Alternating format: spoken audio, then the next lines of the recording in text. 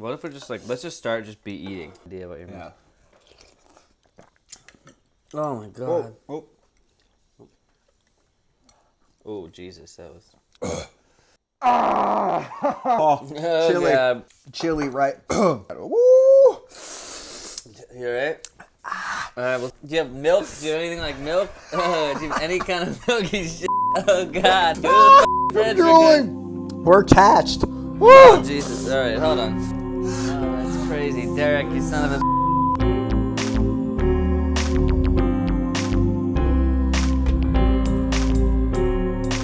So you saw the 20 for 20. We fed 20 people for $20 with a pizza party. Very good time, good eating, but we wanted to push this series even further. So we decided to cut it in half. Can we feed 10 people with $10? So Mike and I went to Chinatown to see if we could source ingredients to make an amazing hot pot, and we actually did it. We actually did it. I didn't think it was possible, but we've got a ton of ingredients for $10. This is everything we bought right here. No joke. You go to Chinatown, everything is super cheap. We got the pork bones for $2. What kind of pork was it? It was actually pork back. So it was like the backbone, so it had some meat on them. And here's the thing, guys.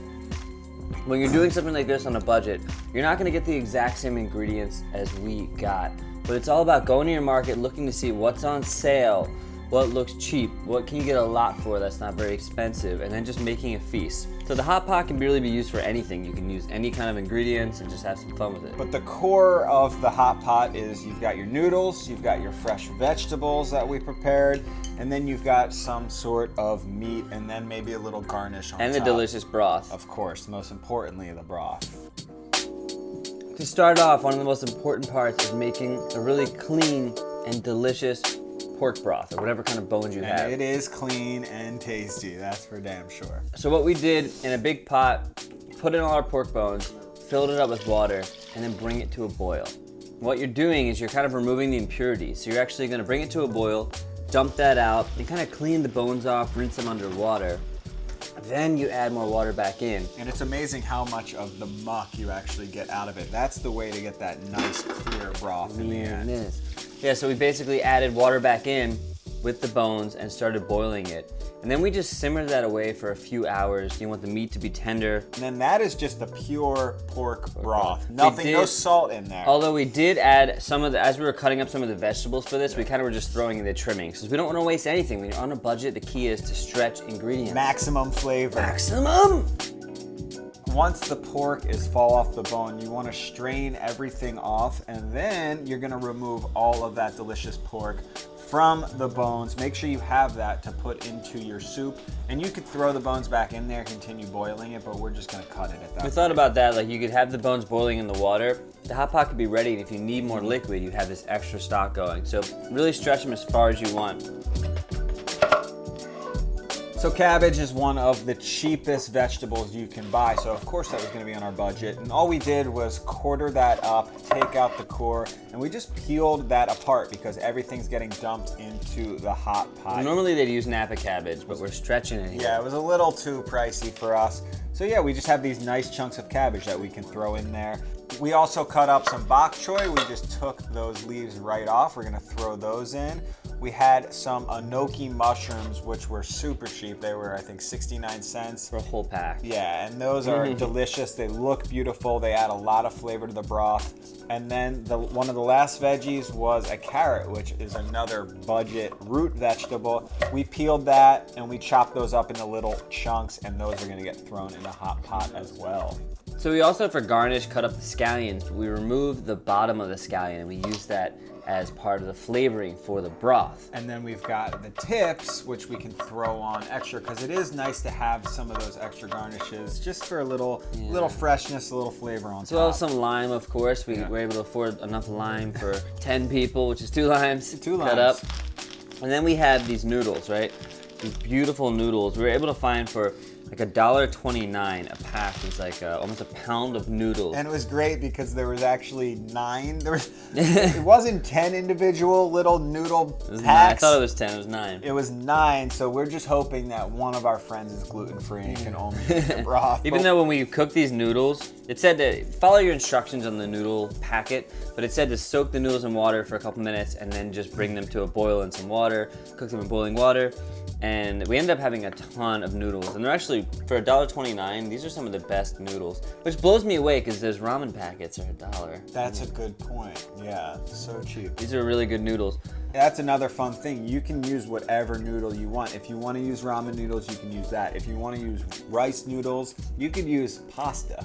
Spaghetti, yeah. Use spaghetti, and that's going to be delicious. Whatever you guys have. At this point, the hot pot, this is the official hot pot, and it's got a split in the middle of it, so you can actually make 2 broths. You don't have to. And that's a traditional hot pot style. A lot of times you go to the restaurants and you've got a spicy, you've got a regular, just to break it up, to give it a little bit of complexity between. Yeah, you can even do like a, a meat one and a vegetable one, That's whatever very you want. true, yeah. So what we did, we decided to take one and put some oil in there, add a bunch of chopped up ginger, add some scallions, add some garlic, and just kind of fry that down. It's gonna be very aromatic and delicious and awesome. The other side, we're going in with the spice action. so we did star anise, some cardamom, and some chili, and just kind of fried that down. And if you want to fry it to infuse the oil with a lot of that flavor. And then you just pour the broth into both sides, and you're gonna get 2 completely different broths. And remember, that is just straight pork broth. There wasn't even salt in there. So once that comes up to a boil, we started adding, our salt. And what we did was we added salt, just plain salt to one side.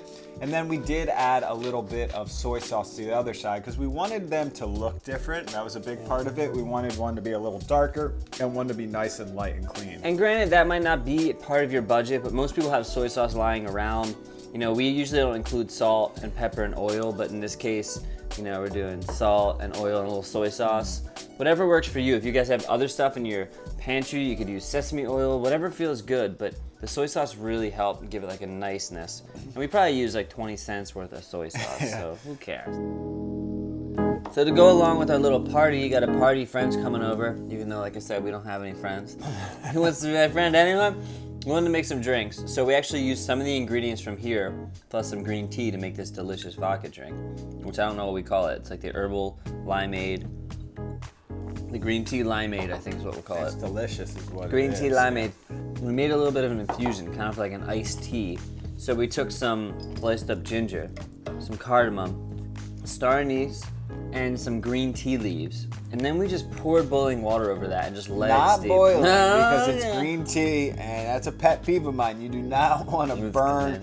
You'll burn the green Highfalutin tea maker over I here. love tea, so if you pour over boiling water, you'll destroy the green You'll be tea. pissed So by make him. sure that the water is not boiling, about 165, so it shouldn't like burn you when you put your finger in. We let that sit, kind of steep for a little while, then put it in the fridge to cool.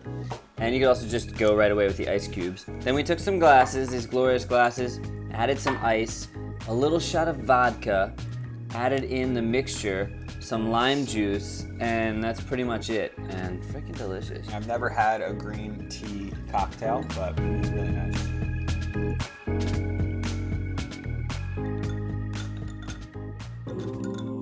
Party time, party time, party time. I don't care what time it is, party time. So it's party time, and we've got all of our ingredients prepped, and this is the fun part. This is the hot pot action. You get everything out on the table, all your vegetables, your meat, your cooked noodles. Oh my God. You get your broth boiling up, and then you just start adding things. And the whole fun in the hot pot is you're adding these ingredients basically whenever you want to, but if you've got ingredients that are gonna take longer, like carrots or cabbage, you add those early on in the process. And I know someone's gonna yell at us for doing it wrong. And I get it. It's not completely authentic and official.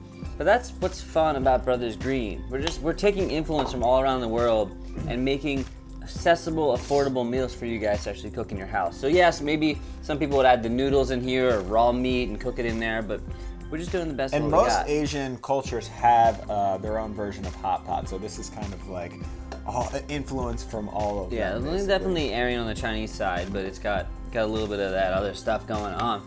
Once everything's in there, let it cook for a few minutes, and you can kind of do it by, like, if you know the carrots are going to take longer, you can put the carrots in first, let them cook for a few, and then add your mushrooms and your bok choy. But once it's ready to go, then you're just plating it up. And we could add the noodles in there, but we decided to put them right in our bowl, add some of that meat, and then just start pouring the broth and its contents over. And then, of course, you can garnish with a little lime or a little bit of scallion. Or both. And that is delicious hot pot. The great part about it is the flavor continues to develop over time. That is very apparent from eating this hot pot. As we eat it, the flavor just keeps getting better. All of those veggies start to infuse in the broth. Can't stop eating it, guys. I cannot. I cannot. I can't stop. We're going too fast. We can't stop. Thank you guys for watching this video. Check out 20 for 20 where we made pizza, 20 people for 20 bucks. I think next we're gonna try to do 5 for 5. We're definitely, I like this series. We're gonna try to push it. You can comment in below with ideas, maybe a 1 for 1. How creative can you get? Who wants cabbage? One person for $1, 2 people for, oh, it's just. What I love about this though is you could literally throw a party and ask your friends to bring over $1 each and be like, hey, we're gonna do a meal, it's gonna be $1 each, and you can blow their minds with this. We have a lot of food here. That I was actually surprised that we got that much for that cheap. But hot pot, such a game changer. My whole paradigm is shifted when it comes to dinner parties because normally, you know, it's all about the cook, it's all about the chef. I prepare ramen all the time, but it's like you gotta race around, it's gotta be perfect. This is amazing because you're getting everyone involved. Serve yourself. Yeah, you just bring this out and you're cooking while you're eating, so you get that double experience. And if you don't have a double pot, you can have 2 going. You Or also just like, one. yeah, I mean, it looks really cool to have this burner on here. You can get a camp stove burner, but you can also just do it on your stove. People can walk by. Yeah. No big deal. Peace out. We love you guys, munchers. So much more to come.